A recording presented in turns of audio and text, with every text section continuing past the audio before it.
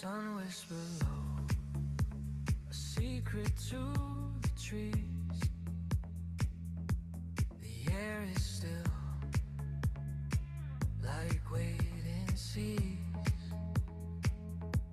I trace the lines of what could be.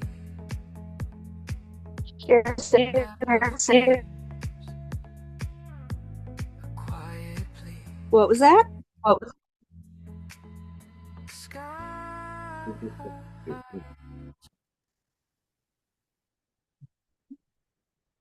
Hey, Sherry. All right. Welcome, everybody in the Star Trek family. Happy Saturday night to you. Mark Sickle and Lisa Sickle, founder and co-founder of the Star Trek family. Excited to bring you another live Zoom Q&A this evening. Tonight, we have the distinct honor of welcoming 4 Star Trek actors into our midst to talk about PANCAN, that's the Pancreatic Cancer Action Network, a charity that raises funding for cancer research and to try to improve outcomes for pancreatic cancer patients. They are 4 fifths of the team called Trek Against Pancreatic Cancer. Let me take a moment and just welcome them. Mr. Jonathan Frakes. Hello, Mr. Jonathan Frakes. Thank you for joining. Yes, thank you for joining us. Mr. John Billingsley. John, nice to see you as always. John, are you wearing pants? I'm not wearing pants. No, Okay. in honor of the occasion. Excellent. And my cat's not wearing pants either. Great choice. Oh, we're improving a lot here. Okay. All right. And then last but not least, we have Armin, Shimerman, and Kitty Swink, who are joining us from California. So hello. Welcome. I want to take a moment and remind everybody that the Star Trek family is pairing with Trek Against Pancreatic Cancer to raise funding for PanCan. You can do so very easily through a link that is in the chat function of the Zoom or scan the QR code. So please donate, donate, donate.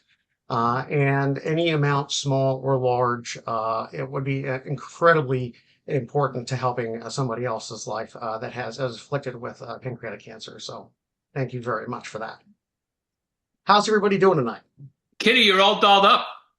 We went to a memorial today. So Oh, I'm sorry. that's Jesus.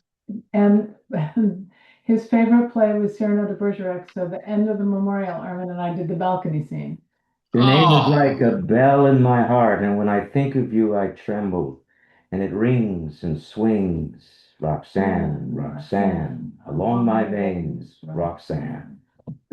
Well, I'm gonna book you now. Oh, I was thinking the same thing. I've got a speech written in case you guys don't want to write one.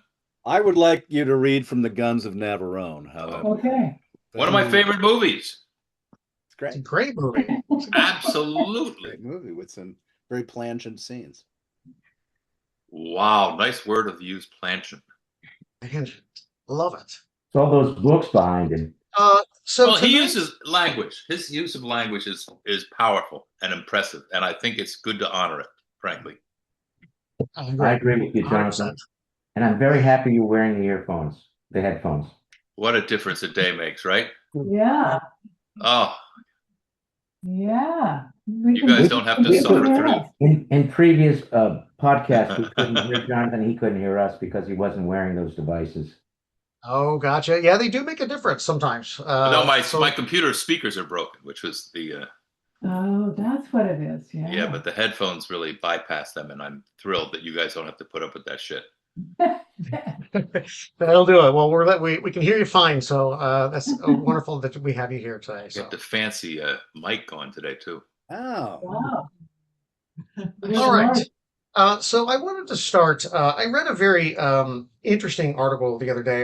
It was from the American Cancer Association, and they did a poll, I guess, recently within the last year or so. 90% of poll respondents said they didn't know anything about pancreatic cancer. Isn't that alarming? That is very alarming. So if it's okay, I have some pancreatic cancer statistics I'd like to share to start us off. And I have a little PowerPoint deal that I do. So if you'll just bear with me here. and see if this works. Our work is done. Yeah, I was Yeah. just thinking, well prepared. Well, I try. Ways. That's All right. Pancreatic cancer basically is the cells in the lining of the pancreas wall that mutate and they start to grow into tumors. And it's often linked to smoking, long-term diabetes, obesity, chronic pancreatitis, and inherited genetic syndromes. As well as drinking. And drinking, thank you. Right now, pancreatic cancer is the third leading cause of cancer deaths in the US. It is projected to become the second leading cause by 2030. And cancer overall is the second leading cause of all deaths in the United States. So it's a big problem. It's a big epidemic, and we have to kind of address it. So Thank you. pancreatic cancer is a highly lethal malignancy with rising rates of. I you think just cut out there, Mark needs the headset. Mark, we lost you. We lost you, Mark. Yep. And you were on a roll. Yeah, Yeah, man. B-roll. And now you're frozen in time and space. Well, the rest of us can continue to talk about pancreatic cancer. Yes, we can. Yes, we can. Highly lethal malignancy with raising rates of incidence. And one of the reasons perhaps that the rising rates of incidence are there is because for so long doctors didn't know it was pancreatic cancer. So they said it was something else and you died of something else, but in fact, you had died of pancreatic cancer. Now that they're more aware of it, it's probably why the rates are rising of incidence. That's true. My friend Mark, who died this year, late last year, was diagnosed with gallbladder cancer, and by the time they found out it was pancreatic cancer, he was dead in 3 weeks. Knowing that probably Mark had a whole presentation that would take us off in a slightly different direction or in a slightly different angle, nonetheless, I feel like we should also sort of introduce Pancreatic Cancer Action Network and what it is Yes, they we do. should. And Thank you for doing that. And where do we go to find them, John? Oh no, that's a Jonathan Frakes thing because Okay. that involves We're using gonna push purple's when it comes to purplestride.org/Team Team Trek. Trek. Now you're talking because we're talking about April 25th, this Saturday at 9 a.m. In 50 cities around this country. But You could join us under Santa Monica Pier. We're going to wear purple. We're going to have hats on. We're going to eat bagels. We're going to be there. We're going to raise money. But first, Go ahead. Pancreatic Cancer Action Network was founded by and for what reasons, and what is its history, and what are its signal achievements? Kitty? Pam Marquardt, who still works with us and in fact brought us together. His mother died, and there was no place for her to go to get advice when her mother was sick, no place for her to find anything out about the disease, and she thought that was wrong. So she started by throwing an event in a Beverly Hills hotel. Pay no attention. 27 years ago, I think. Anyway, she threw this event and slowly grew it over time. The Pancreatic Cancer Action Network not only funds research, but it also has patient and family services for a case manager. Thank you, Beatrice. Will help your family as well as you. Armin and Kitty live in a haunted house. Not many people know this. It's actually it's a Yeah, very spooky. Shakespeare lives with us, and every now and then some of his characters show up. Yeah, It's a really spooky joint. It's a lot of fun to visit. You never know who's going to. Yeah.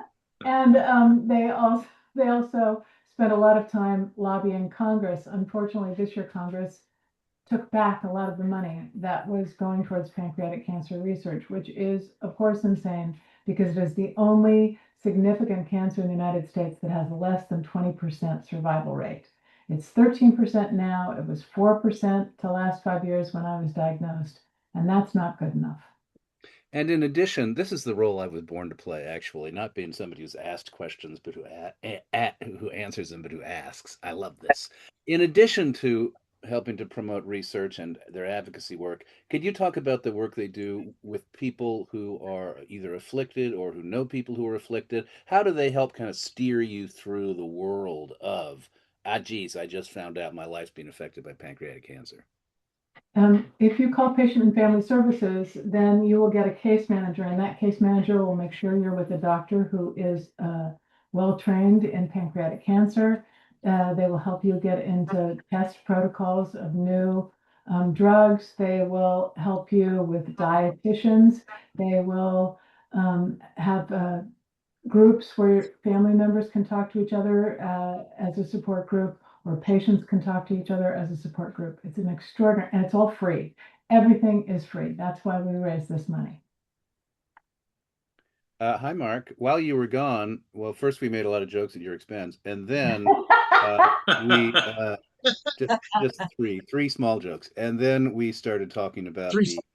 three small jokes. It was actually kind of one. It was sort of a portmanteau joke. It was one joke with three separate compartments, and then we started talking about pancreatic. They just kind of segued into one another, right? Yeah. And then we started talking about the pancreatic cancer We action. apologize. No, it's fine. No. Did you want to go back to your No, profession? John had a dream come true. He became the moderator. He's I been know, waiting all for of it. years to do this.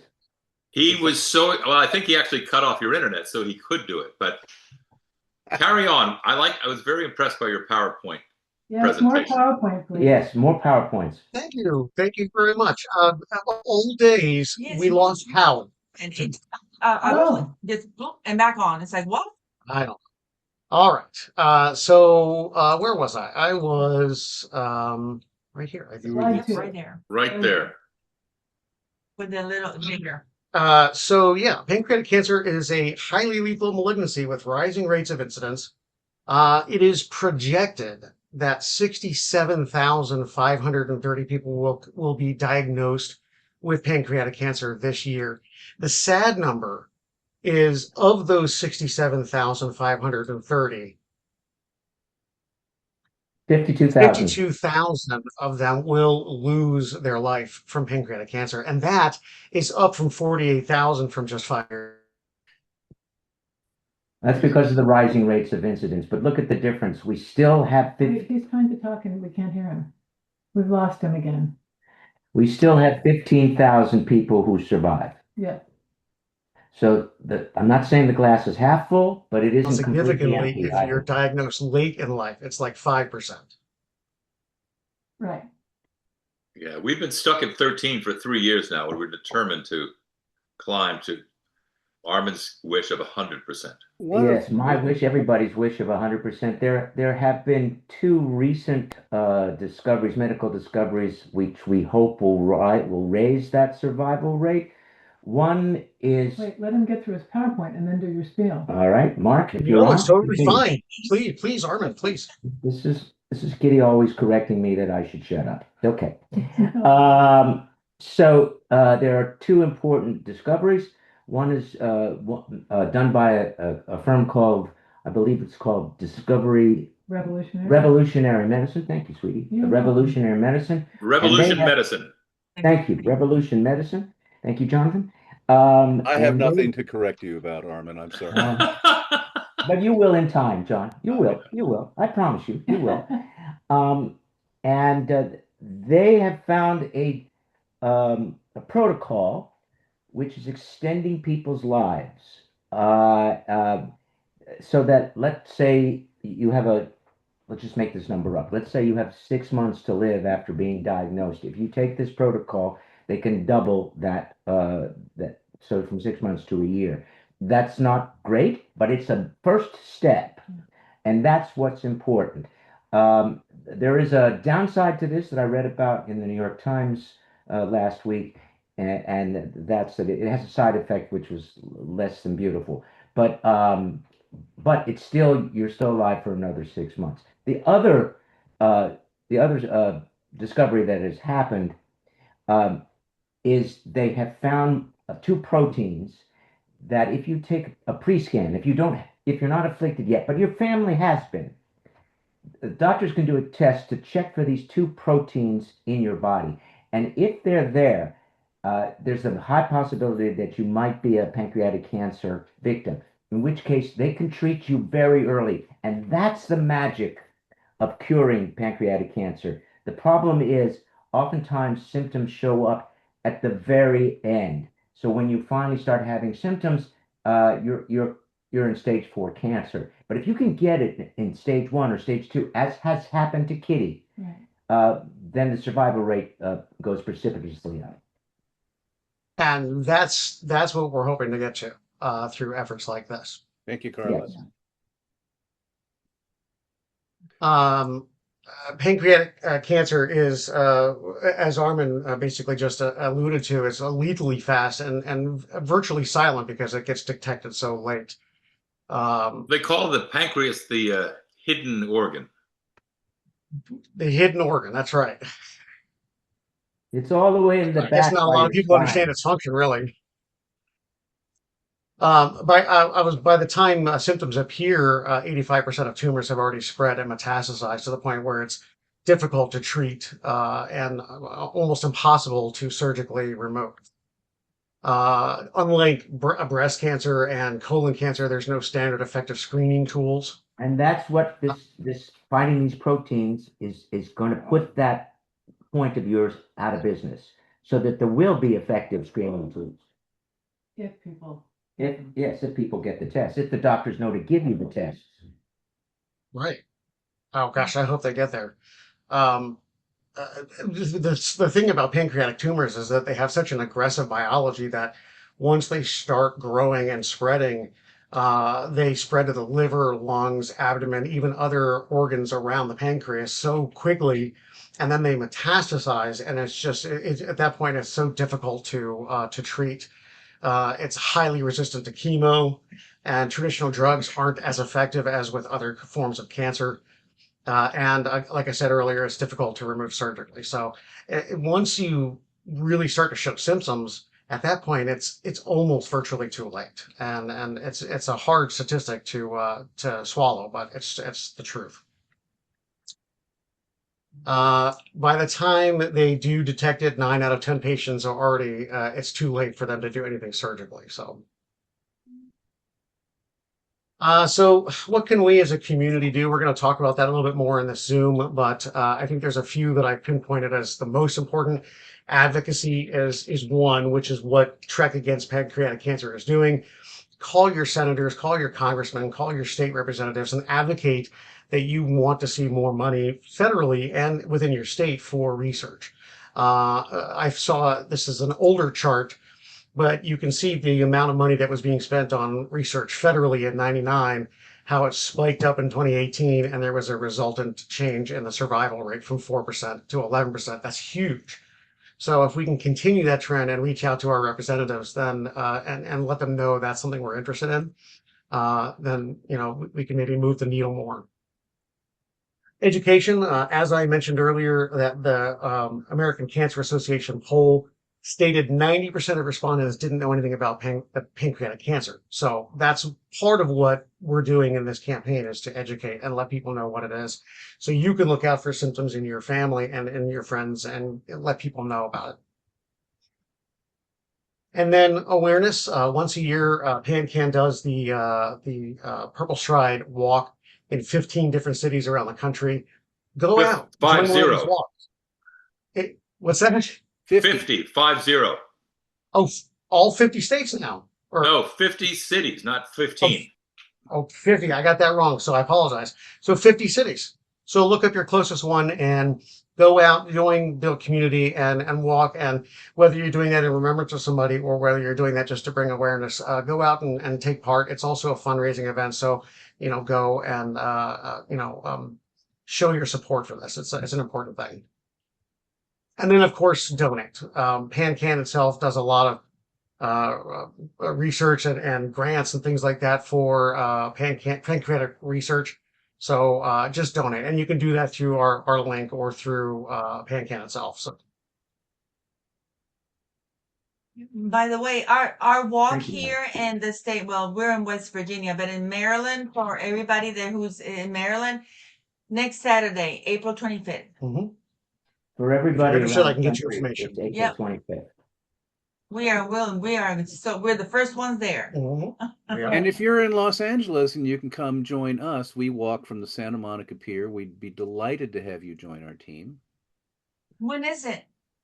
The 25th. 25th, all over the country. At what hour are you asking? It is I won't say an unconscionably early hour in the morning. It is an early walk. We start striding at 9 a.m. 9 a.m. But there's speeches and 9 a.m. bagels. That's a good number. I think it's about the same time as us here. So, Yeah.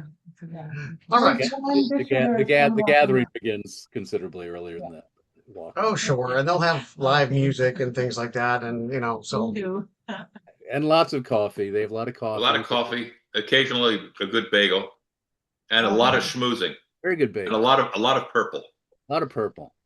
And High-end celebs in Los Angeles. Oh my God. Jonathan Frakes, for instance, is coming, I believe, to our Purple Stride. We'll see. We'll see if you show up with your pants on.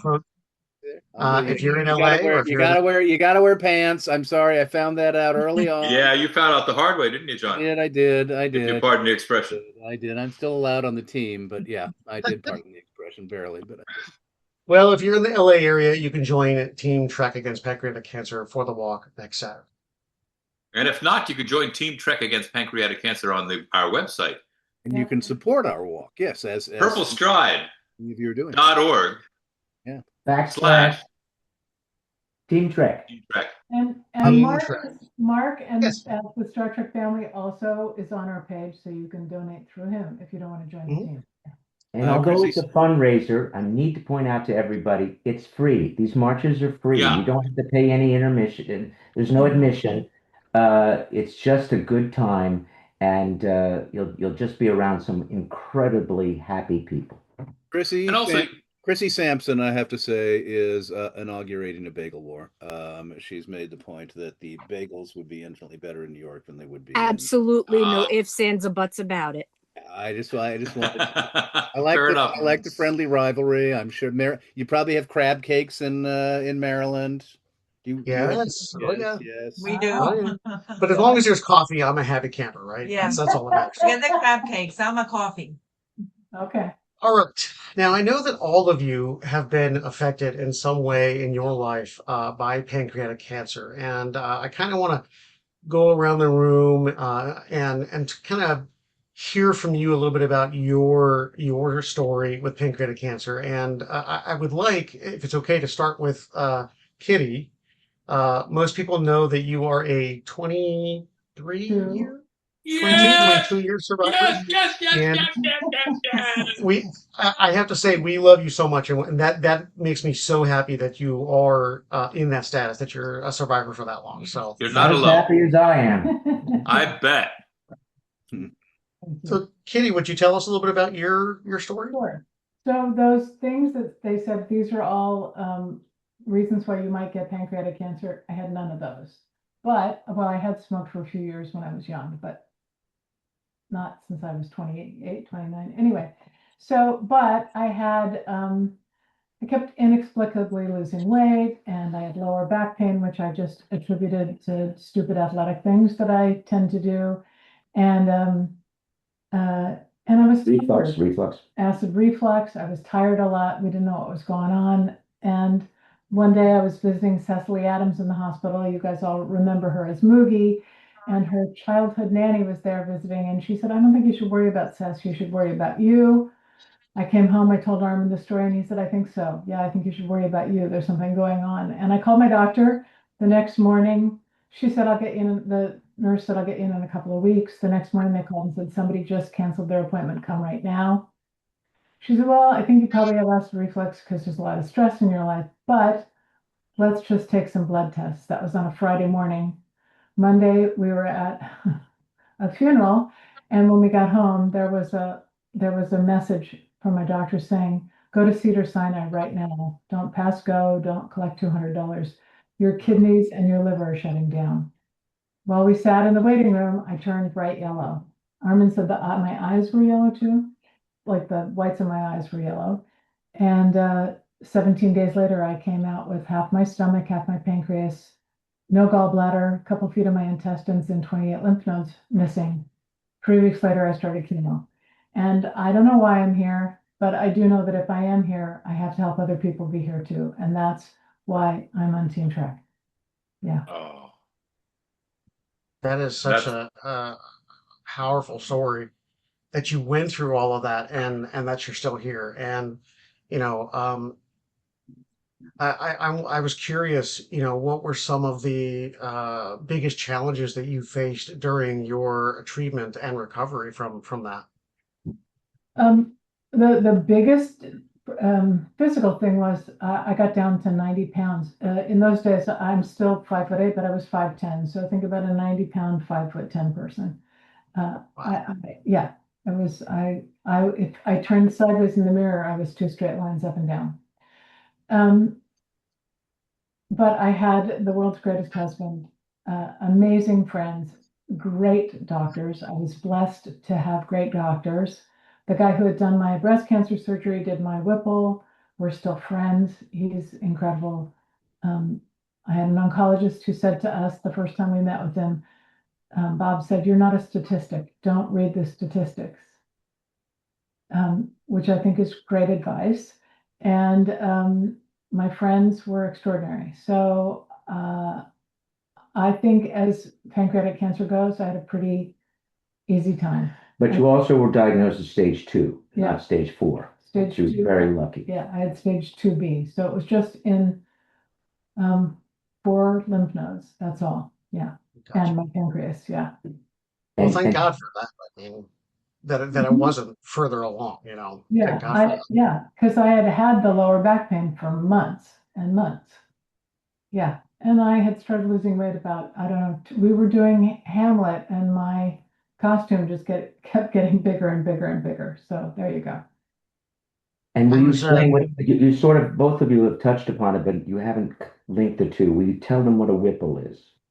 Well, the Whipple is where they take out all those things that I just described. They, in those days, they made like an upside down happy face on your stomach and went in and took all of those things out. Now they do from just like between your nipples, essentially, all the way down, and they open you up that way, which is an easier surgery, come to find out, to recover from. At that time, 25% of the people died on the table. But I was really lucky because I had been an athlete all my life, so I was fitter than most people who had the surgery. Yeah. But the surgeons told us a story that it didn't look good for the first 4 hours of the surgery, and then magically, the pancreas, Kitty's pancreas, which they couldn't find, magically showed itself after 4 hours, and they saw that the cancer was in the front of the pancreas. Yeah, it was at the head of my pancreas, where your pancreas meets your bile duct. And Armin said that Mo, that's my surgeon's name, that the tumor sort of floated up and they could get it. Wow. Yeah. I was reading how a lot of pancreatic cancer does present itself in that head of the pancreas, like you were talking about. Yeah. Most people, yeah. And Jonathan has an unfortunate story that I believe his brother. It has the same. It starts the same way. And sadly, Daniel had gone to an emergency room in Bethlehem, where we were from, and where he had been living, and they sent him home to say, "You're fine." And then he turned yellow, and we ran him down to University of Pennsylvania Hospital, and a doctor said, "We've got to open him up. I don't know what this is." They opened with it looks like the top of a bucket. I never heard it. I like your description, the upside down smile, but it looks like it's a bucket handle size. They opened him up. They went in. They looked around, and the tumors were not only inoperable. He closed him up sort of unceremoniously, is how I had always envisioned it, and came out and told us that your brother has about maybe 6 months to live, and it was as if he delivered this message before. And so we ran around with Daniel for a while and took him places. And my father never really recovered. My mother and I mourned his death and celebrated him throughout my mother's 94 years. So it has affected me. That's why I think one of these things we keep pushing is that if you are jaundiced, if you have a sore back, if you had early or quick diabetes, if you change all the things, and that's what Carlos, our other partner, his brother, his diabetes came on like that, and he was too late to the table, if you will. So and one of the things Armin always brings up, what I love, is that if you get a diagnosis with the doctor says, I don't know what this is, or don't worry about it, or it's a gallbladder or some bullshit, please call PANCAN. There are doctors there who know how to handle, diagnose, and deal with pancreatic cancer. That's, If I may, so very quickly, just to reinforce what Jonathan just said. Kitty went to two doctors, two oncologists. Yeah. She went to the first one, which was Decker was the first one. Bob, yeah. But then she had friends who said, "Oh, there's a great pancreatic cancer doctor at UCLA, and you should visit him." So she made an appointment. We both made an appointment to visit that famous pancreatic cancer doctor. And he said to us as we sat down, "Well, you know, you're going to be dead in 6 months." And we got up and left. Doctors don't know everything. They don't. You need, as Jonathan said, you need a second opinion. Yeah. that's a good point. And we'll make sure that we get a phone number for PanCan so we can put it into our chat and on our Facebook page in case, you start running into these symptoms. I was reading about the jaundice that you guys have been referring to and how once jaundice presents itself, that's one of the I don't want to say final symptoms, but one of the later symptoms that at that point it's too late. And so, Jonathan, I'm very sorry for the loss of your brother. Thank you. Yes. Very sorry for your loss. He was the cute one. You always I say don't that. know. I think that you got a couple fans here on the Zoom with us that would disagree. I'm telling you, I guarantee you he was the cute one. Then what Yes, does but that make Jonathan, you? you're number one. But what Number does 2 in that the call make you? sheet, number 1 in your hearts. That's right. There you go. Love it. And John, tell us a little bit about your experience with pancreatic cancer. Well, I'll be brief because I don't think I would be able to draw any lessons from my mother's death that have not already been drawn from other stories here. My mother was 70 in 1990. We would definitely have fallen into that category of people who knew nothing about pancreatic cancer. My mother, too, had symptoms, and for all I know, she'd had symptoms well before she even began to complain because she was a stoic. So her back pain and her stomach pains were things that, for all I know, she had bugging her for months. Then she actually, from her initial complaint to us, to the doctor, more months passed. So by the time she eventually was diagnosed, and of course at that time was, we'll take a test, come back in 3 weeks, we'll take another test, come back in 3 weeks, we'll take another test. By the time they figured it out, there was no way. She lived for 3 months, and she was a wonderful woman, and she was by our lights in the pink of health all the time. I mean, she never, well, one, she wouldn't complain if she was eating a shit sandwich. That was her nature. But I don't remember my mother ever having a cold or any debilities. So it was stunning to all of us. And I confess, until Kitty and Armin introduced me to the Pancreatic Cancer Network, I was not cognizant of what they did and how well they do what they do. Would that resource had existed when my mother was going through what she went through, because we definitely did not have assistance.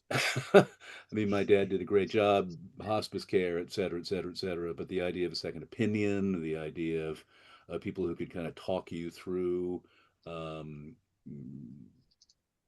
in the day, there probably weren't any other options. But options that might exist, that was not, in any of our minds. And that's another thing that PanCan does. It deals with the caregivers. Yeah. Whether very it's good point. Jonathan or John or myself or anybody else out there, because they're going through a great deal of pain as well. And PanCan can help you through that as well. I think it's much harder for the caregivers than it is for the patients. I can say my father was not a natural nurse, so it might have been valuable for our family to have some additional caretaking experience. Yes, a lovely man in his own way, but a bedside manner left something to be desired. But your mother loved him. Yeah, and in full disclosure, my brother didn't take great care of himself. He was a smoker and he was a drinker, but he was, he thought he was going to live forever. He was young and cute, but he was Cute. Keep saying yeah. that. He was adorable. Well, it's interesting, just between JB and John, hearing sort of the symptoms that they were experiencing. Sometimes we write those things off as just part of our normal daily life, right? I mean, I'm an archaeologist, so it's manual physical labor. I have back pains all the time. So, I will often tell myself, a good sleep and I'll be fine, but you never know. And so it's important that if you're feeling something sort of out of the ordinary, you should go get checked out and have, get that in early. So if it is something else, they could possibly detect it. Well, tell Yeah. the story about our the sisters. Yeah. Oh, yeah. That's so a very powerful, Yes, real life story. Yeah, the first time we did Sci-Fi Sisters and I said what my symptoms were, Sabrina, after the main Zoom was over, Sabrina said to the other ladies and they were saying to her, you have all those symptoms. And she went to the doctor and the doctor said, oh yeah, it's not blah, blah, blah. Just kind of blew it off. And she let it go. And then we were all together in Las Vegas and she had become diabetic. And I said, Sabrina, you have to go back to the doctor. And she did, and they sort of let it go again. And by the time she got to PANCAN and got a doctor who knew what they were doing, it was too late. Because lots and lots of doctors know nothing about pancreatic cancer because most people still think if you get it, you're going to die. So they don't, it's not the first thing on their bucket list of things they have to learn. I'd also say, and to a certain extent, this kind of feeds on what you're talking about, Mark, is I know that I have had, as probably the case of many of us, highs and lows when it comes to my primary care physician. Yeah. I will say, and my wife and I have both gone through this, that if you're not digging your primary care physician, that's an important first step. Because that's a great point. Even if your primary care physician is not the person who's going to make the diagnosis, it's your willingness to go to the doctor, which is predicated on feeling like you've got a terrific relationship with your doctor. And insurance, John. People need insurance. And insurance, but I since I don't have anything to say about that finally, I mean, if you have within your abilities under your insurance plan to choose a doctor, I think it's valuable to recognize that, if there's ever a shop that's a good shop, it's shop for the doc that you like, because that's when you are likely to go in to actually deal with something as opposed to that guy, I tell people all the time, go to the doctor, go to the doctor. I've had lower back pain for 4 days. I'm going to go to the doctor on Monday because I've been putting it off. Yeah. Yeah. We have good friends here in the Star Trek family who their cardiologist was sensing some troubling symptoms, but wasn't calling it anything. And she went to a second cardiologist to get a second opinion. She shopped around for another doctor and discovered that several of her valves were actually defective, and she was like her heart was on the edge of failure. And so she is actually now in the hospital, having just gotten replacements. So it goes back to what you're saying about shop around for the doctor that you want. It's okay to find the doctor that you feel comfortable with. So please tell her we send our best, please. Yeah, Miss Kitty, and Armin, I'm not. I don't know if this is a good question or not, but the doctors that you guys have, they take all sort of insurances or a specific insurance that we need to know about, or we have different doctors, but in both cases, my doctor, we both Screen Actors Guild's insurance is pretty generous in terms of how many different kinds of doctors you can go to. And Alice happened to be on my plan, and I met her, and she became my primary care physician, and she's extraordinary. But to answer your question, I think it's the other way around. You need to find an insurance that will cover this. Yeah. You might be able to get a very cheap insurance, but what good is it if it doesn't do the job? And I know insurance is very expensive. It's very expensive. It's obscenely expensive. Obscenely, yes. But to answer your question, if the insurance doesn't cover it, you're sort of Yeah. out of luck. I don't want to badmouth anybody, but apparently United Health plans are less likely to cover more things. They're more likely to deny you than most other major insurers. Wow. Okay. Yeah. Well, I meant the insurances, not insurances, the doctors at PANCAN. Oh, the doctors Yeah, at PANCAN, what you get is people who can send you to the right doctors in your area. Okay, Yes, Okay. exactly. They're more like It's a- consultants. okay. Yeah, it's a case manager who'll say, you're in Bethlehem, Pennsylvania, and you need to go, so here's where you can go. And if they discover a tumor and they do the DNA on the tumor and they discover you have this particular version of pancreatic cancer, they'll say, there's an expert doing a trial. You should try it. Let's try and help you get into this trial, because trials are where it's at with cancer right now. Right. There's an ex-senator named Ben Sass, whose life has been extended because he went on a trial. Right. And that's, as Kitty said, that's the magic wand. Get yourself into a trial that perhaps can do wonders. Right. My cousin has not pancreatic cancer, but has a very weird cancer. And she got into a trial 3 years ago and she's doing great. She's doing great. And it's not toxic particularly. And I will reiterate what's been said because I don't think it was really clear. PanCan doesn't treat you, their doctors don't treat you. They simply tell you which doctors are in your vicinity who are the best doctors to go to. Yeah. Exactly. It is not to verge off into politics, but I think it is a really valid and strong point to make, as you alluded earlier, Mark. The things that one can do a lot of things on the, raising awareness for pancreatic cancer, but the awareness that we all have as citizens that the healthcare system is broken and that the model by which people are insured is broken. If there's political activism that could take place around the issue of healthcare provision, it has to do with the denial of fundamental care to American citizens. And I won't draw any further lesson than that, other than to say, Sure. if that's a hand you want to raise to your representative, to your senator, to anybody who's in a position of political authority in your neck of the woods, it's maybe Right. that. Right. This is not a red disease or a blue disease. Yeah, good It's a point. disease that everybody gets. And we want to take care of everybody who gets it. And pancreatic cancer is a cancer. I mean, I think it's also, I find sometimes that when you're advocating for a particular cause or a charity, whatever, it's important to kind of keep a global. A wider lens on, I agree. Yeah, I mean, Sure. our country is in trouble because we have an abandonment, I think, to a great extent on a federal level, of a mutual obligation that binds us to one another, and everything that we hold dear, from healthcare to the arts to you name it, is endangered when we don't recognize that we're all in the same boat. The feeding Right. people. This is one manifestation, which I wouldn't have even talked about if not for the fact that I think you make a really good point. It only matters if you're going to go to a doctor to find out you have something, if you can then afford to have it treated. Right. Which is not an easy thing, finding the insurance coverage to be able to cover that, especially now.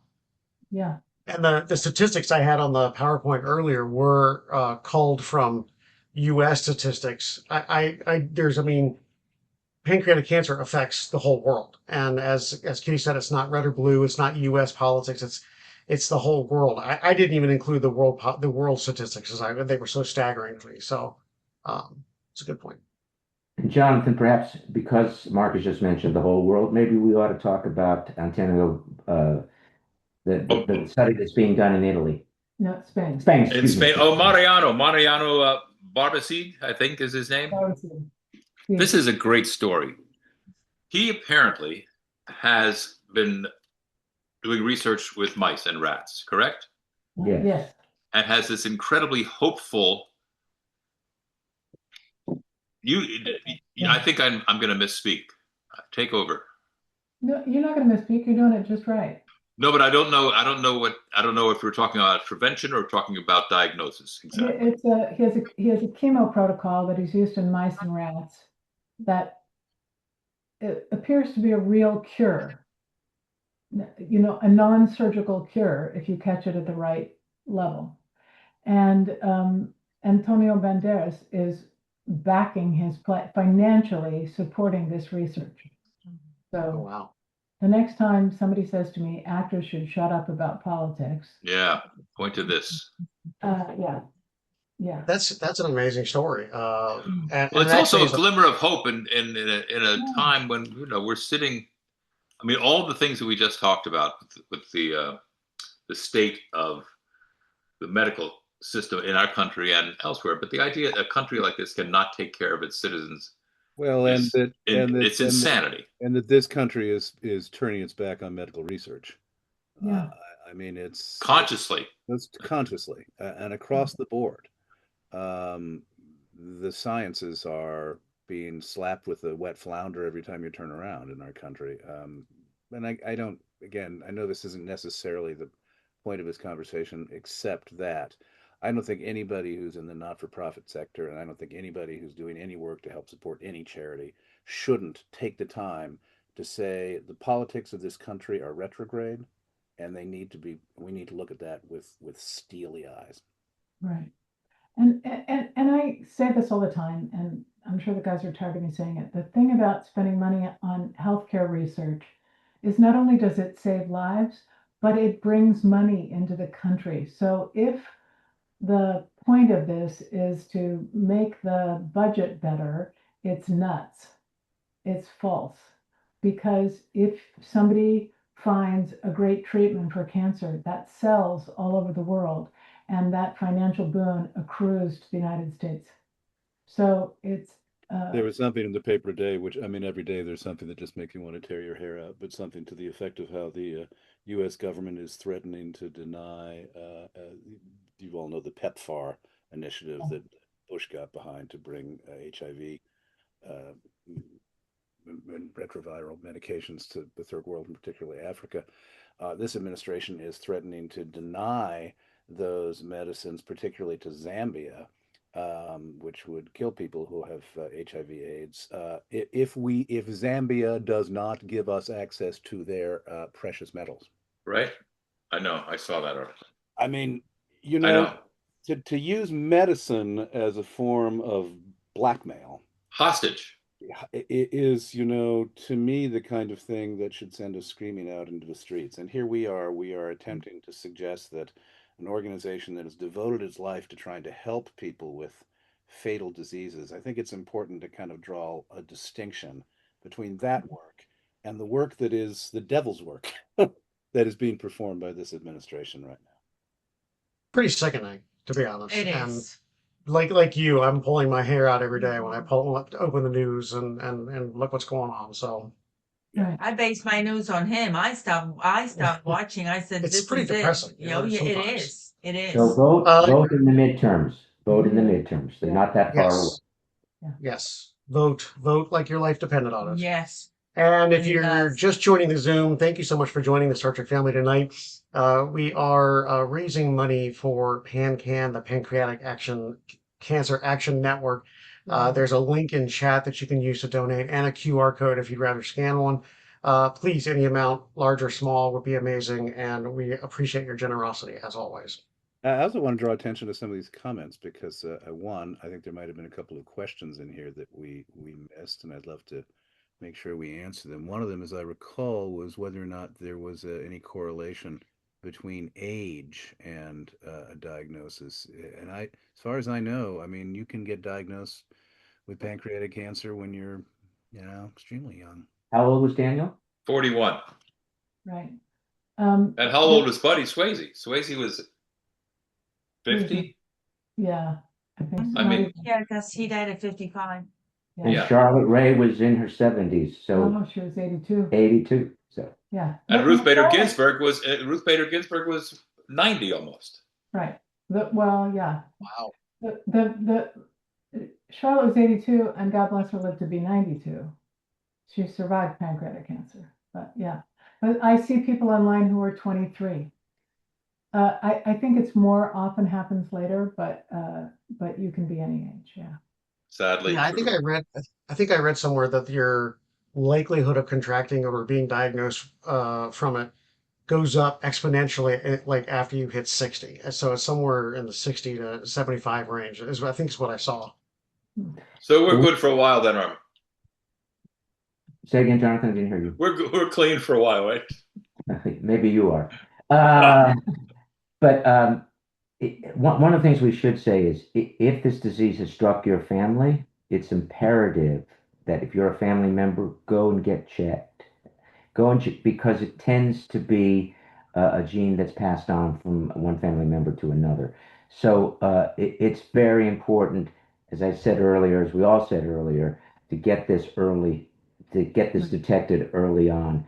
If you have a family member, it won't hurt you to go and get this checked. To get the blood test. It's 10% of people with pancreatic cancer is genetic.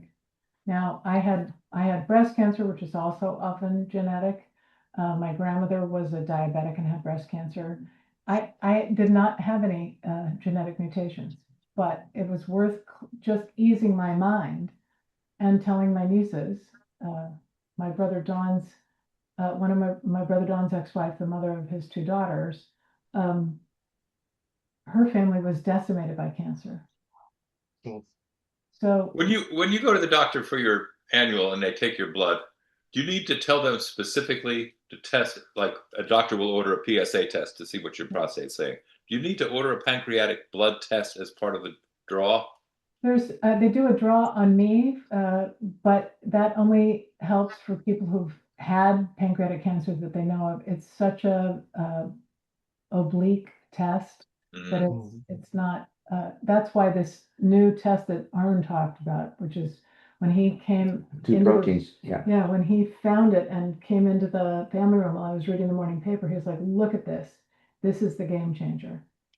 This is the game changer." Yeah. So my old doctor once said to me, if you ask me for a test, it's easier for me to okay it. If you have a family member that has been touched by this disease, you go in and say, I'd like to get this test. It's easier for the doctor to okay it, for the insurance company to okay it. The doctors won't do it unless they're asked, because they sort of get in trouble with the insurance companies. Right. So you have to ask for it. But for instance, I think a lot of you guys know what a BRCA mutation is. It leads, yes. I see Sherry going, yes. A BRCA mutation is often tied to breast cancer, ovarian cancer, etc. It's a simple blood test. It's a simple blood test, but people don't get it. So if it's in your family, get it. Get it. If you have cancer in your family, get these tests. And I know it's scary. It's scary to ask for these tests because you think, well, what if I have it? Yeah. But better to know than to live in the dark. Better to light one candle than dwell in the darkness. You know, that's very true. JB and Armin and Kitty, you pretty much know my story. But I discovered through an accidental annual exam that I had a brain tumor, and I've had it 3 times, and I've had 3 brain surgeries to remove it. And it was very scary when it happened. But, you know, now after having gone through 3 of them successfully, it's far better to know and be able to know the steps to combat it if they are, you know, I guess accessible, and then to not know. And so always go get that, you know, go get tested and see if, you know, if you have something. Yep. Yeah. And we're really earlier, oh, sorry, go ahead. We're really glad you did. Yes, we are. It has improved my life 100-fold, to be able to, you know, enjoy life and, you know, not take things for granted anymore. So Tell me about it. There we go. And tell me about it. The first surgery was okay. This is what you have. This is what we have to do. Let's do it. So we went to Johns Hopkins. The second surgery, exactly the same exact date, different year. It was like whoa, but he was able to tell the doctor, I'm feeling certain symptoms that I did before. yeah, So they were able to catch it earlier. Yeah. And then the third one, he said the minute one little symptom, he called the doctor was in Stanford.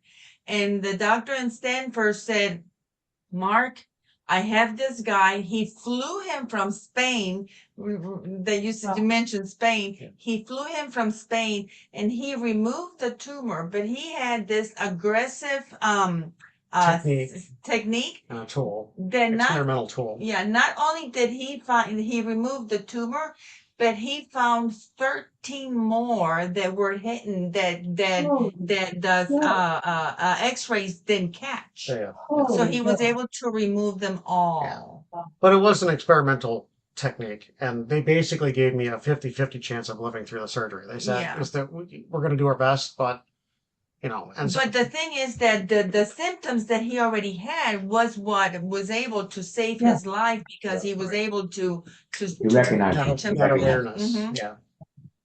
I just want to note that Carlos Guzman will be joining us at the Santa Monica Pier. Yay, Carlos! You will see our big banner, and will be easy to find. We're usually right up next to the stage on house right. So if you're looking at the stage on your right, yeah. Okay. Thank you. Earlier you told a story about Antonio Banderas and how he's getting involved in this. What is it like for the four of you to use your celebrate, your celebrity, and your you are essentially influencers, because you know the Star Trek fan community loves you and follows you on your social medias. What is it like for you to come together as a team to be champions for PANCAN and provide hope and awareness? Well, I'll speak to that briefly. Kitty provides us with the hope. Kitty's one of our favorite human beings, and she invited me to join this group because she knew about Daniel. And for me, I mean, it sounds a little bit corny, to be involved with the charity in which you are invested as a family member, but also invested with somebody who is an example of what can be, and have that somebody be Kitty, who's also like a godmother to my daughter, by the way, and one of our favorite humans. So it's very easy, and we get free biscuits when we go to her house. Fabulous fucking biscuits. We get the best biscuits ever. And the butter is already melted. The butter's been taken out of the refrigerator. We get more than one. So all these things together. Multiple jams are made available. Multiple jam choices, exactly. And don't forget the dogs. Don't forget the dogs. And you hate the love of the dogs. The dogs don't even bark at us anymore. We've been there so often. They bark at me. And I think, Kitty, you mentioned your monkey bread before, right? Do I remember that correctly? Monkey bread? No, not me and the monkey bread. I am a baker. I like to bake. Yeah. I want to flip that and say, Mark, and everybody who is here, I mean, you guys, and you sent me a private communication a few years back, Mark, I think, and you were probably having one of those days that we all have sometimes where you kind of feel like, am I shouting into the void? So I would just like you to know that you've made a significant difference in a lot of people's lives. You do a wonderful job. You both do a wonderful job at steering this wonderful group of people, and your ongoing commitment to use this platform that you've created to actually help support some of the charity work that some of the Star Trek folks do is above and beyond. It's really significant to all of us. Yeah, I agree with you completely, John. I also think it's a good time to point out that our fans, Star Trek fans generally, are of a mind to give and to help and to follow sort of the prime directive, if you will, no sexism and no racism and kindness and clear communication and all the things that Roddenberry stood for. And coalition building and partnership. Exactly. All of the above. Yeah. And I think when they certainly bring that to us when we do the conventions, and you see it when people stop you on the street, but they're also the donators to we're very competitive. Team Trek has to win. California, that's our thing, or Los Angeles at least. And we do have the advantage of having our fans know that. We're going after the oncologists at Cedars, by the way. Aren't they the guys? We're way ahead of them right now. I'm just saying. Yeah. We don't want to count our chickens. Yeah, well, yeah. But why do we do it? Because it makes us feel good. It does. Yeah. John is very none of us and we thank you. We thank you from the bottom of our hearts. Mhm. It's a fan, is co-founder of this group, which by the way, this page, the family here Mhm. was created because of all the fans. Because They helped me so Yeah. much because when Mark went to surgery, the last one, it was during COVID. So Oh. here we are in San Francisco. We live in the East Coast. Him and I alone, we drove to San Francisco. He is in the hospital. I thought, and I didn't think about it because the first and second surgery, I was there by his side. Well, no, you can't see him. You can't come in. So here I am for 8 hours in my car in the parking lot. it's a 3-hour surgery. And this one took 8 hours. So for 8 hours, she heard nothing from the nurses. Bawling, praying as hard as I could, and then my phone just went nuts. All these beautiful messages and phone calls, and I thought, who are these people? I don't know you. How did you get my number? And it was a page that he was a group of from fellow Star Trek fans. Yeah. And I told him, I don't know how we're gonna do it, but we're gonna do it. I have to pay it forward. And that's how this family was created. So it's all you guys out there. Thank you. One of the Here, things here. that I love about the Star Trek fan community is that they're very generous. God, And they really take that message of hope that Star Trek brings us to heart. And so when things like when we do these charity fundraising events, they come out of the woodwork to support because they're trying to do good things for the world. And that's one of the things I love about our community. So, yes. Mark, Sherry has her hand up and been there for a long time, and Oh, perhaps you should ask her what she wants to ask. Sherry? Mark knows that I'm the crafty one of the group. And yes. Jonathan, you have, I was supposed to be, because I'm one of the vendors at the cons, you had backed out of a couple of the cons that I was supposed to be in, but I had made this little guy. Wild and I Bill want Riker. to actually have you sign it so we can donate it and raffle it off. Absolutely. I like his hair. I actually I have like two his of them. beard, actually. Yeah. If I had that hair, I'd still be acting. Wow. I like his goatee. You are acting. That's right. Hold on. Yes. So I mean, Here, let me I bring that up here. I got that. Let me get that. Well, There I'll we go. definitely see you in Vegas. Oy, Gavol. I'll sign it for you there. Fabulous. Right. And if you want one, I actually have two of them. Meanwhile, Jonathan Frakes is signing his computer screen, folks. Yes. Yes, he is. Kitty, at one point, are we still auctioning things? Yeah, or let's Mark, do you want to take off with the first few items that I sent you pictures of? I did not get pictures. I will say this that feels a little. I've got them right here. The conceit had been that we would have, but people have made lovely and generous donations. I wonder whether this is sort of like we're doing the first thing we should have done last at this point. Probably. We do have a couple of autographed items here that we're going to be auctioning off. So, we'll see what Kitty has. Well, I'm wondering because some people have already made donations. Is maybe we can put them in the pool? Should we? Well, just yeah. Put them in a pool for those people who've made donations, and if there are more items than there are donors, then we can say if anybody else wants to donate now, you can get in the pool and just draw them off. That's I have we can do that. I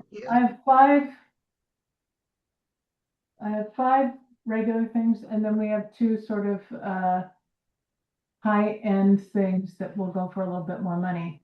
We have a bottle of Chateau Picard that has been signed by Jonathan. The rest of us are happy to sign it too. We'll let you guys pick. This is no longer they sold every bottle of this that they made. It was originally retailed at $60. I think we should start at like 75 on this one because it's got names on it. And Jonathan, what? Do Do you want to start with that one and auction that one off now? Okay, you want to do that? I mean, here's the toast to all of you. Yeah, we can do that.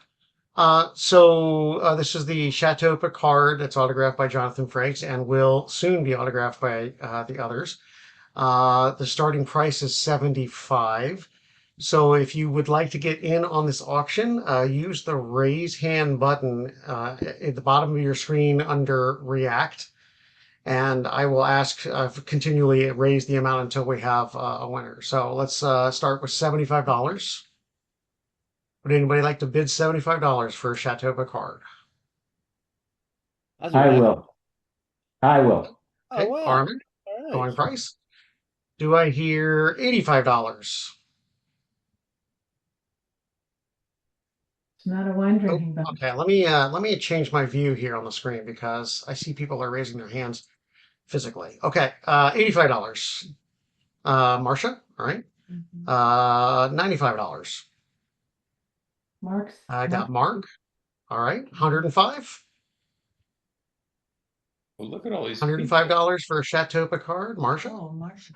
All right, 115.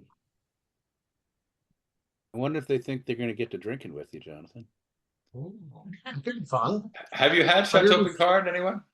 Have you? The first batch of 150. Chateau Picard that came out was not wine.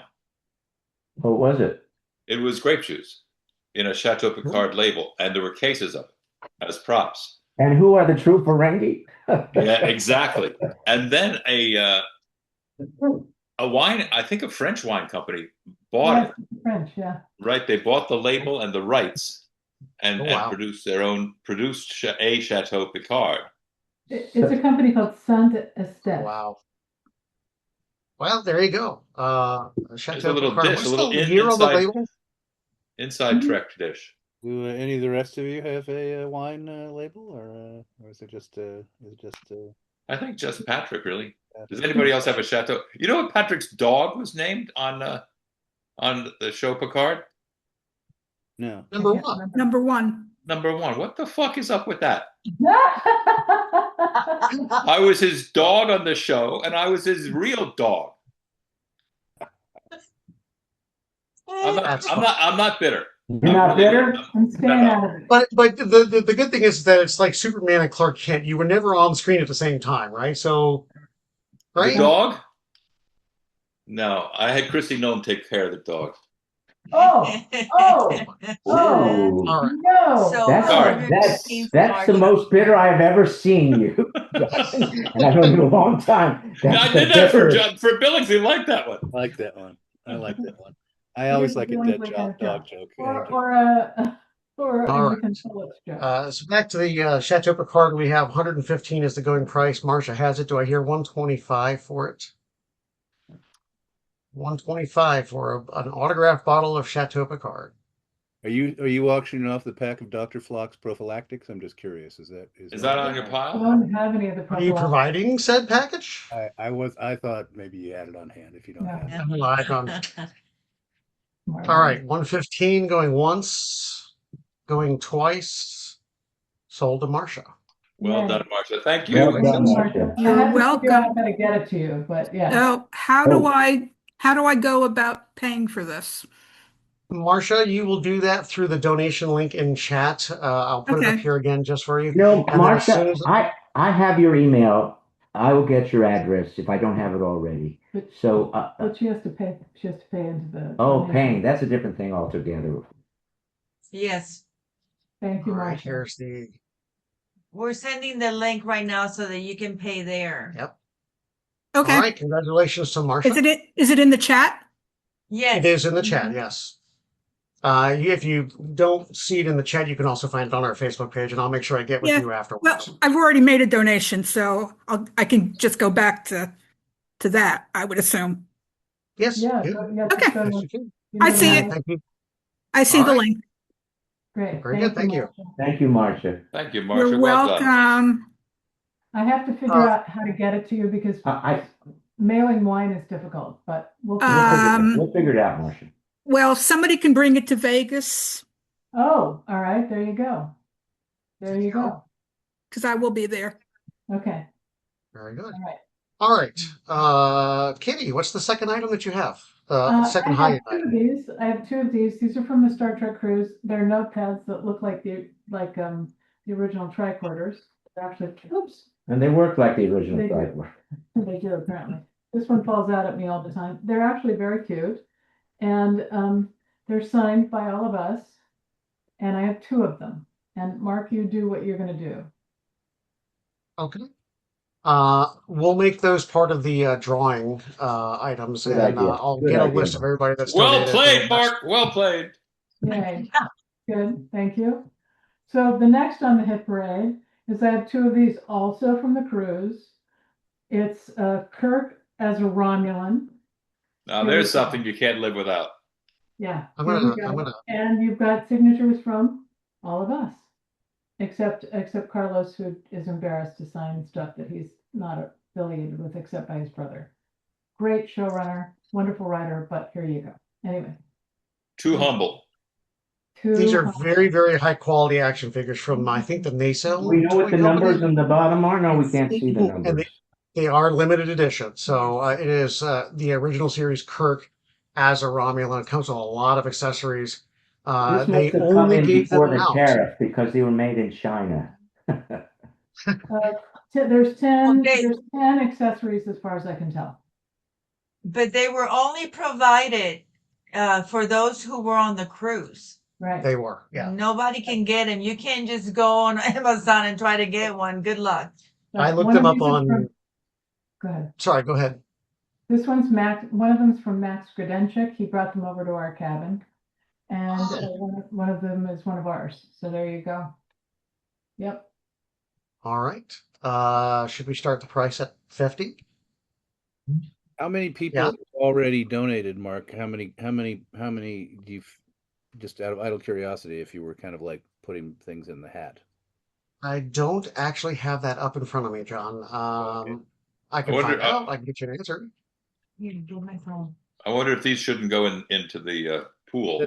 That's what I was wondering. If you have, depending upon how many people have already donated who constitute the pool, I think it would be nice to have Yeah.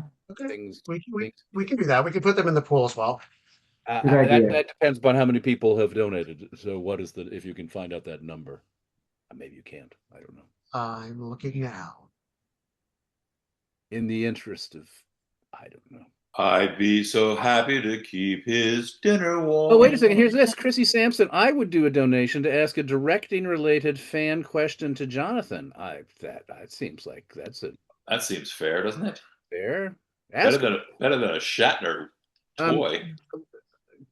Chrissy, are you ask away? Unmute yourself and ask Jonathan a directing question. Thank you. So I will donate $50 for this. Fabulous. I was wondering if I could ask you, Jonathan, if you have a passion project to direct that doesn't have to be a Trek movie. We think you're a really solid director, but like, what would be your dream passion project? I'd like to do a musical if you could arrange it, Chrissy. Not my expertise, but let's see what we can do. Any Okay, particular musical? You know what I'd love to.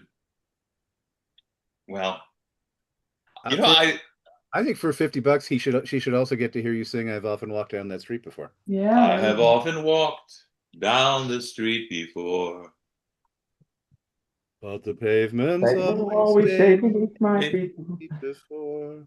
My wife is giving me the stink eye. No, she's giving high sign. Okay. Jonathan's not allowed to sing around the house. She discourages it. She's had it for 40 years.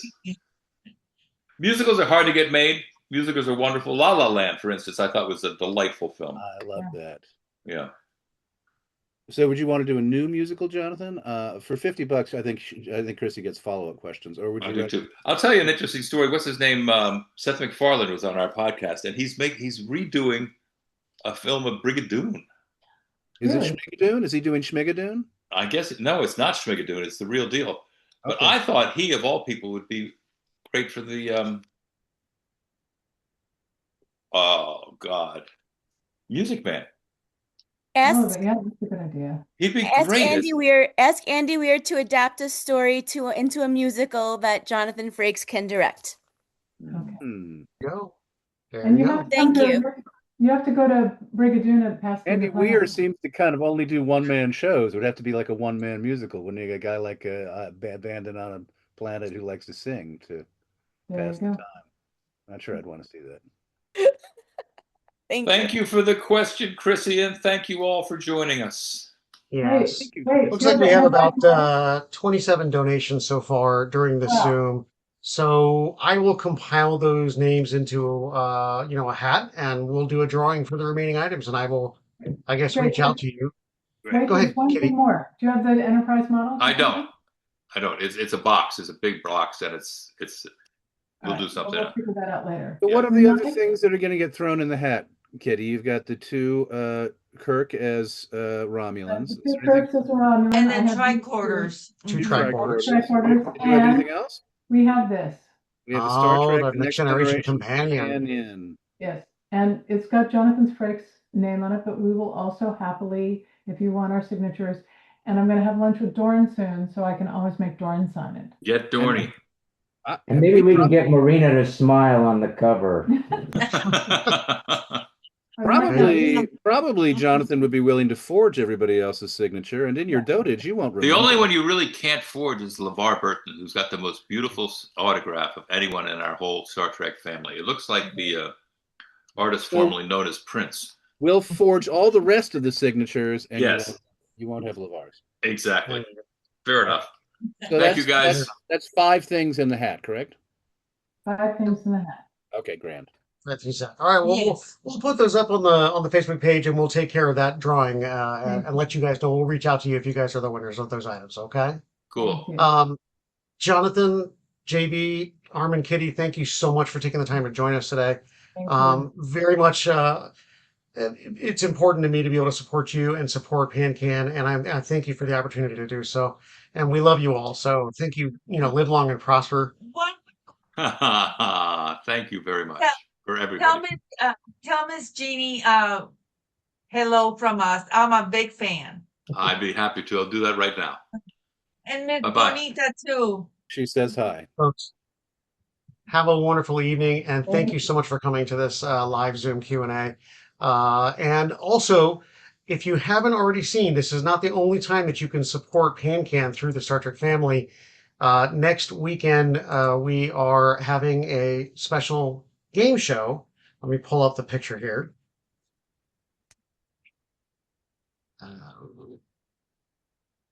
Is it Truth or Consequences? I always love it. It is not, but that would also be fun, and you would be a blast at that. I would love to have you on. No, we are going to be playing Trekkerty for charity. That's basically Jeopardy with Star Trek bent. We're going to be playing 2 rounds of Jeopardy with a final Jeopardy question. To participate as a player in this game, it's a minimum of $20 donation to PanCan, which the link is provided in chat. And then you will get to play. We have a prize for the final winner. And you guys are just going to love this. You're going to love these categories that I came up with. We're going to have a lot of fun with it. So that's next Saturday night. And I will have a time on this poster soon. So hopefully you can come. Everybody. My friends, have a great night. Thanks for coming. Thank you, everybody. Thank you for your generosity, and thank you, Mark, and all of you. Yeah, thank you. Bye, you guys. Thank you so much, folks. Have a great night. Good to see you. Nice to see you. Bye. Bye-bye. Thank you, everyone. Bye.